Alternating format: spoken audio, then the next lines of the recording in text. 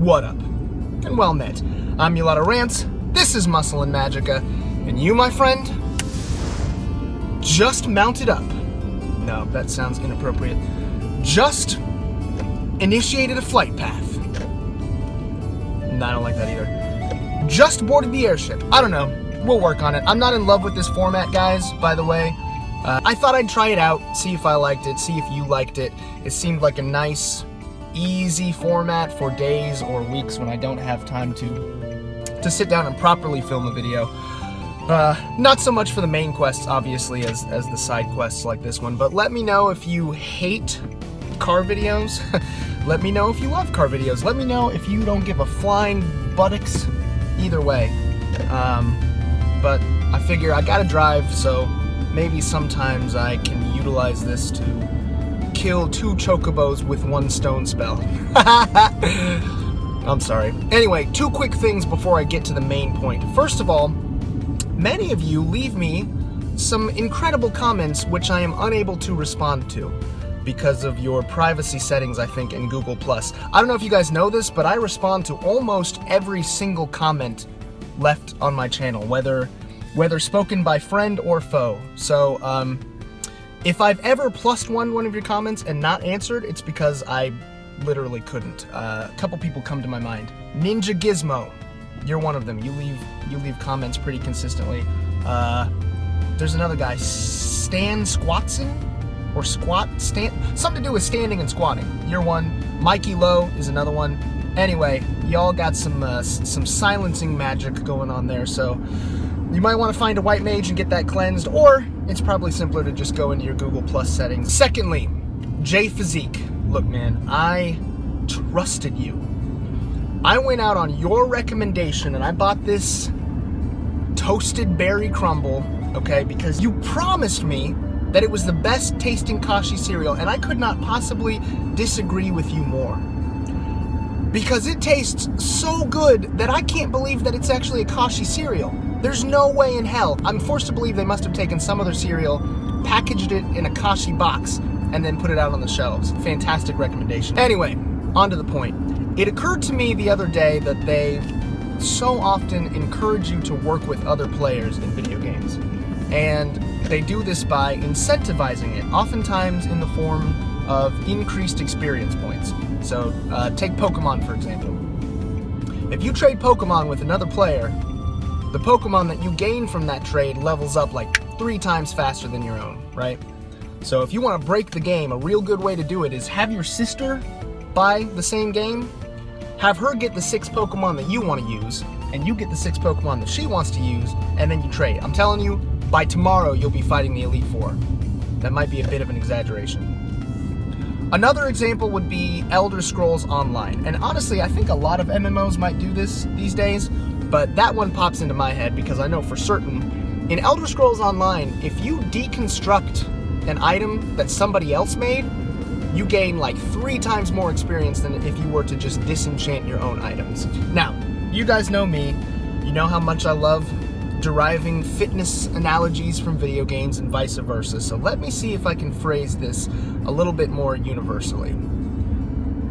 You gain increased experience in any given craft, be it blacksmithing or woodworking or bodybuilding, when you deconstruct someone else's work and use that to inform whatever product you're trying to craft, be it a sword or a staff or a physique. Now, I have made and will continue to make a lot of mistakes, and hopefully I can not only learn from them myself, but present them to you so that you can deconstruct them and learn from them yourself.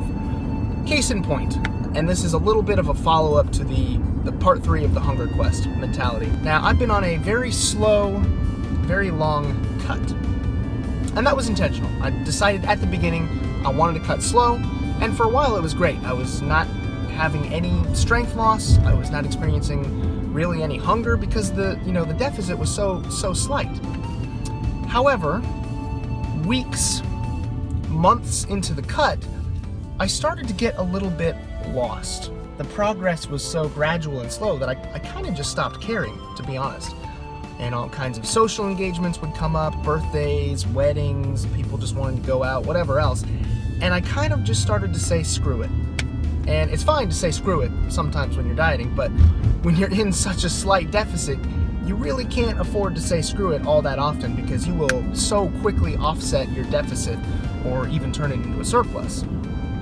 Now, the other problem is that as I mentioned in the mentality part of the Hunger Quest, I've always been someone that kind of eats just the same foods forever. And that's always worked for me in the past. I had maybe 3 meal templates, and depending on the day, depending on my schedule, depending on what foods were in my fridge, I would just pick one of those and I'd be good to go. However, the same foods day in and day out, combined with weeks and months of this prolonged dieting mindset, was basically a recipe for, well, not disaster, but it was at least a recipe for some perceived hunger and some perceived cravings that would not have been there originally, that eventually ended up in me spinning my wheels for a matter of time. Now let me explain to you how I came by this revelation, how I realized that this problem existed. For the past week or so, I've been doing a deload. So decreased volume and decreased intensity in the gym, accompanied with raising my calories just a little bit, and most importantly, changing up the foods that I'm eating. And the difference in my mentality has been night and day. I mean, I've ditched that mindset of, let me make sure that every single food that I eat is completely optimized towards avoiding hunger. I'm just eating what I want. And all of that perceived hunger, any of those perceived cravings are completely gone. Now, could some of this be physiological?